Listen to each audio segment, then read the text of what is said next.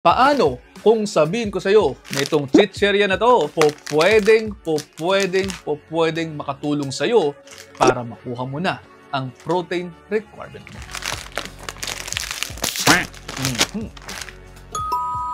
Totoo po ang nasabi natin kanina kasi ang isang pack nito mayroong 22 grams ng protein. Ang taas, di ba? At dahil maanghang-anghang pa siya, pwedeng may dagdag pa na thermic effect of food ito. Ibig sabihin, medyo mas tataas ang calories na nasusulog ng katawan mo habang dinadigest ito. Kaya ngayon, kung protina lamang usapan, goods na goods, pakinggan.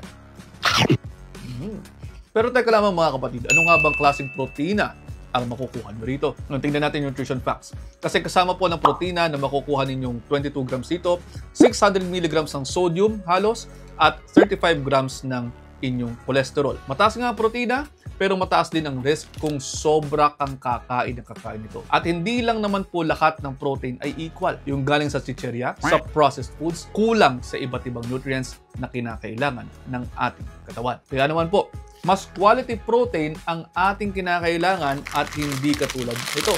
Mas quality po ang protina na makukuha sa itlog o di naman kaya sa chicken breast, sa isda, o kahit sa plant proteins kagaya na lamang po ng beans at ng tofu. Kasi bukod sa protina, may kasama pang vitamins, may kasama pang minerals, at mas kaunti ang sodium at unhealthy fats. Kung dito po sa chichirya na ganito, kayo aasa at lagi ninyo kakainin ito, naku, baka imbis na gains, high blood pressure ang sumalubong sa iyo. Kawawa naman ang heart mo.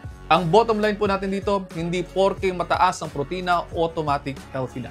Piliin pa rin po ang mas whole food sources para sigurado ka na hindi lamang muscles ang naaalagaan mo, kundi pati puso at overall health mo. O paano? Sana po naging malinaw ito, hindi lahat ng protein source ay pantay-pantay. Sana may natutunan kayo dito.